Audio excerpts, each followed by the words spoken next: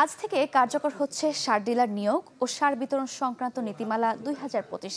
গেল 3 নভেম্বর সার বিষয়ক জাতীয় সমন্বয় ও পরামর্শ কমিটির অনুমোদন ক্রমে এটি প্রকাশ করা হয়। 3টি ওয়ার্ড নিয়ে গঠিত কৃষি ব্লকে একজন করে প্রতিটি ইউনিয়ন বা পৌরসভায় সর্বোচ্চ 3 জন ডিলার দায়িত্ব পালন করবে। থাকবে না আলাদা কোনো সার ডিলার বা খুচরা বিক্রেতা। প্রতিটি ব্লকে একটি করে এবং পৌরসভার ডিলাররা 3টি খুচরা বিক্রয় কেন্দ্র স্থাপন করতে পারবেন।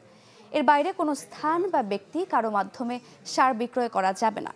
বিদ্যমান সাব ডিলার বা খুচরা সার বিক্রেতাদের 31 মার্চ 2026 তারিখের মধ্যে দায় দেনা নিষ্পত্তি করতে বলা হয়েছে। এই নীতিমালায় সবাই সরকারি সার ডিলার হিসেবে বিবেচিত হবেন। সিটি কর্পোরেশন এলাকায় উল্লেখযোগ্য পরিমাণ জমি থাকলে সার ডিলার নিয়োগ করা দেয়া হবে।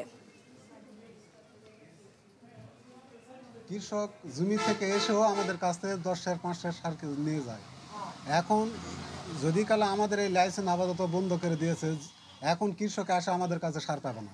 যে কৃষকরা আমাদের কাছে আশেপাশে থেকে আমাদের সার সংগ্রহ করে, কিন্তু এটা যদি অন্যান্য জায়গা সরে যায় তখন কৃষকের সময়ের ব্যাপার আছে, তারা বাকি পাবে না, তারা হয়রানি পেরেশানি হবে, তারা আরও অনেক কিছু সুবিধার থেকে বঞ্চিত থাকবে। কুখ্যাত কিছু লোকের হাতে এই সারটা যাওয়ার কারণে কৃষকেরা অত্যন্ত দিশাহারা হবে এবং অত্যন্ত বেশি দামে কৃষককে সার কিনতে হবে।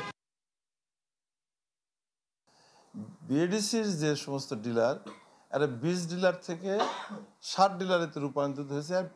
এর কোনো প্রাতিষ্ঠানিক কোনো নীতিমালা কিংবা কোনো আদেশের মাধ্যমে হয়েছে এটা আমাদের জানা নেই। যারাই বীজের ডিলার হয়েছে তারাই সার পেয়ে গেছে, কোন নীতিমালা আলোকে তারা ডিলার হয়েছে এটা কিন্তু আমার জানা নাই। আর সে কারণেই কিন্তু আজকের এই উদ্ভট একটা পরিস্থিতির সম্মুখীন হয়ে আমাদেরকে এই সমস্ত সব কিছুকে মোকাবেলা করতে হচ্ছে। আশা করি কর্তৃপক্ষ এই বিষয়টাই মাথায় নেবেন। এ বিষয়ে আমরা আরো কথা বলবো। এই মুহূর্তে আমাদের সঙ্গে সরাসরি যুক্ত হচ্ছেন কৃষি অর্থনীতিবিদ ডক্টর জাহাঙ্গীর আলম খান।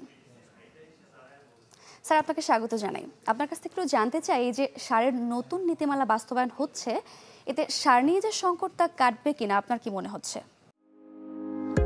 হার্টের যত্নে বিশ্বসেরা ক্যানোলা তেল এখন বাংলাদেশে। এই পর্যন্ত গত 20-25 বছরে বারবার সার নীতিমালা পরিবর্তন হয়েছে এবং এখনো যে পরিবর্তন হবে এটাই স্বাভাবিক। ভবিষ্যতে আরো পরিবর্তন। প্রশ্ন হচ্ছে যে কোন মুহূর্তে এই পরিবর্তনটা সাধিত হচ্ছে। সামনে গরুর মৌসুম এবং গরুর মৌসুমে সারের সবচেয়ে বেশি প্রয়োজন হয়। ডিসেম্বর জানুয়ারিতে সারের খুব প্রয়োজন হবে। কাজে এর আগে এই যে পরিবর্তনটা সাধন করা হলো, এটা কিছু সমস্যার সৃষ্টি করতে পারে। এখন সার নীতিমালা যেটা করা হয়েছে এটা নির্ভর করবে এর বাস্তবায়ন কত ভালো হচ্ছে। যদি বাস্তবায়ন এটা ভালো হয় তাহলে কৃষকের দুয়ারে সার যদি সহজে পৌঁছে এবং এটা যদি সঠিক দামে কৃষক নিতে পারে সার, তাহলে আমরা এটাকে সাধুবাদ জানাবো। কিন্তু যেই সময়ে এবং যে দ্রুত এটা করা হচ্ছে, আমার মনে হয় যে এটা আরো কিছুদিন অপেক্ষা করা দরকার ছিল। সামনে ফেব্রুয়ারিতে ইলেকশন, এরপরে একটা স্থায়ী সরকার আমরা আশা করছি, রাজনৈতিক সরকার আসবে, তাদের হাতে এটা ছেড়ে দিলেও চলতো। কিন্তু এই সময়ে খুব তাড়াহুড়া করে এটা কার্যকর করা, এই নিয়ে প্রশ্ন হতে পারে। তবে আমি মনে করি যে আগের চাইতে সারের ডিলারের সংখ্যা বৃদ্ধি পাবে এবং এটা প্রতি ওয়ার্ডে চলে যাবে এবং তাতে এটা যদি সততার সঙ্গে যদি ডিলাররা ব্যবসা করে তাহলে আমার মনে হয় যে এটা ভালো হবে, খারাপ হওয়ার কোনো সম্ভাবনা নাই। স্যার, ডিলারদের এক পক্ষ বলছে সার বরাদ্দ পর্যাপ্ত না দিলে কোনো নীতিমালাই কাজে আসবে না, আপনি কি মনে করছেন? সার যদি প্রচুর পরিমাণে বরাদ্দ থাকে তাহলে মাঠ পর্যায়ে সারের অ্যাভেলেবিলিটি থাকে এবং অ্যাভেলেবিলিটি যখন থাকে তখন ক্রাইসিস ক্রিয়েট করার সুযোগ থাকে। ক্রাইসিসটা তখন হয়, সংকট তখন সৃষ্টি হয়, দাম তখন বেড়ে যায় যখন সারের সরবরাহ সংকট থাকে, প্রয়োজন অনুপাতে সার পায় না কৃষকরা তখন। তো এই বছর আমরা যেটা এই পর্যন্ত যেটা দেখে এসেছি যে বিদেশ থেকে সার আমদানি করতে হচ্ছে এবং তাতে করে যে পর্যাপ্ত সার অ্যাভেলেবল হবে আমার সেটা মনে হয়। তবে যেই সার অ্যাভেলেবল হবে সেটা যদি সঠিকভাবে কৃষকের কাছে পৌঁছে দেওয়া যায় তাহলে কোনো ক্ষতির সম্ভাবনা নাই। নতুবা যে ধরনের শোনা যাচ্ছে একটা অপ্রীতিকর অবস্থাও আছে কোথাও কোনো জায়গায়, এবং সারের ডিলাররা এটা মেনেও নিচ্ছে না অনেক ক্ষেত্রে।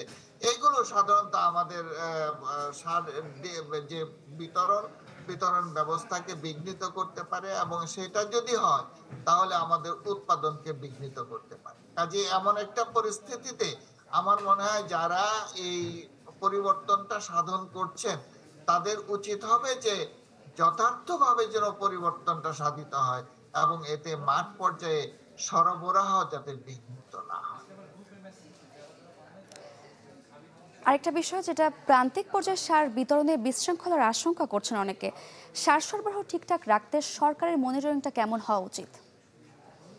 দেখেন, সরকার তো সবসময় মনিটরিং করে। কোন সময় সেই মনিটরিংটা ইফেক্টিভ হয়, কার্যকর হয়, কোন সময় হয়। এর আগ পর্যন্ত যে সার নিয়ে বিভিন্ন সময়ে সংকট সৃষ্টি হয়েছিল, যদি ইফেক্টিভ মনিটরিং হতো তাহলে এগুলা সৃষ্টি হতো না। আজকেও যদি এই নতুন সিস্টেমের মধ্যেও যদি ভালোভাবে এটা পর্যবেক্ষণ করা হয় এবং এর দায়িত্বে যারা আছে সরকারের কৃষি বিভাগ তারা যদি সেটা ঠিকভাবে করে তাহলে কোনো সমস্যা হওয়া উচিত না।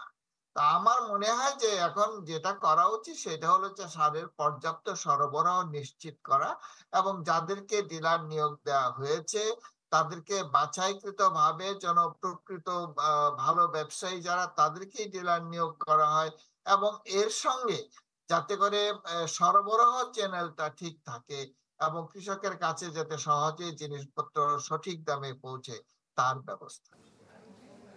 স্যার, আপনাকে অসংখ্য ধন্যবাদ আমাদের সঙ্গে যুক্ত হওয়ার জন্য। ধন্যবাদ।